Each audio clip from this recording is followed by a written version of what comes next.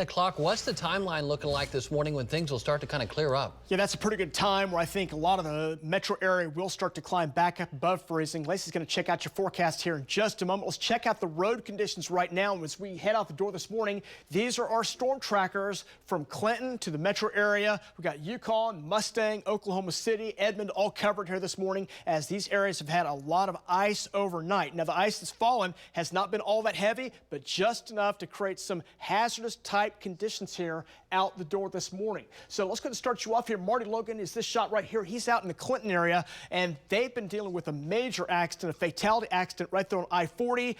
Marty, let's get an update on the roads there down out in the Clinton area. Might want to roll on me. I dropped off. I went over on the north side of I-40. I'm actually out on a county road, and you would think that we have good grip with this rock. And, Jed, it is just not that way. I slid through an intersection just a little while ago. So the side roads around the Clinton area are very, very slick, just like what you've got in Oklahoma City. I'm working around to get a better shot of the accident on I-40, get it from another perspective. And I-40, as far as I can tell, traffic is still shut down, moving very slowly. And the vehicles are backed up all the way to Clinton from that mile marker 70, I think is what you've said. It's backed up that far. Back to you, Jed. Okay, very good. Marty's tracking the Clinton, Weatherford area for us right now. Let's go to the metro area. Let's check in with Jeremy. Jeremy, on an accident there, that's over on Airport Road. Let's get an update status from that on you. Yeah, Jed. So I've just pulled up here, and I mean, the fire truck and a police officer have just arrived at the scene. You can tell. I'm not sure how this pickup got in this guardrail. I'm assuming I'm on the bridge over MacArthur that he lost control because these bridges are slick, and we're just kind of going to stay here and watch it, see what happens. Yet I guess there's an injury reported with this accident. Back to you. Good, thank you, Jeremy. Let's go over to Hank Brown. He's here in the metro area. Hank, you've been navigating these roads. You're now on the side roads. Tell me the difference between your side roads versus being on your main thoroughfares that have been treated. So, Jed, they've really done a great job on the main thoroughfares. Most of them are just wet. Even the bridges are mainly wet on the main highways. When you get off into these side roads, though, that like I'm at the service road on I-240, or even some of the main streets, 119th, 104th, that are not treated, it is absolutely treacherous. If you can get to the highway, you're probably going to be okay. But the parking lots, the driveways, the sidewalks, and anything that's over a culvert or a creek or anything that's elevated is ice off of the beaten path. Back to you. Great report there, Hank. Good job, sir. Brandon, you're out there this morning. Good morning to you. How have the roads been for you there on the Kilpatrick? Just like Hank was just saying, Jed, the main thoroughfares are in really good shape considering how cold it's been for 4 days and the moisture that we had overnight and early this morning.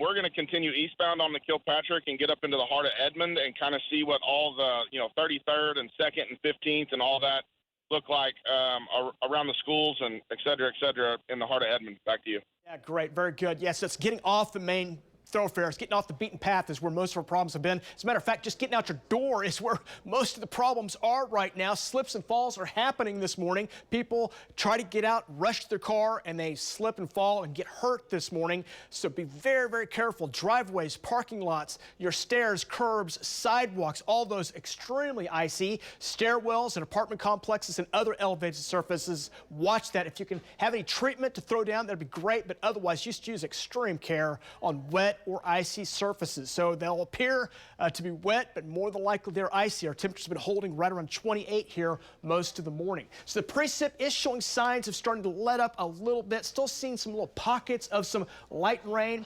Southwest metro drizzle here in the metro area right now, but what's on the ground is the big story. Many roads are icy, bridges, overpasses, what we're watching across the metro. So 28 right now. So the metro area temps very cold, holding right around 28 right now. Again, some light precip moving through. What we need is a warm up.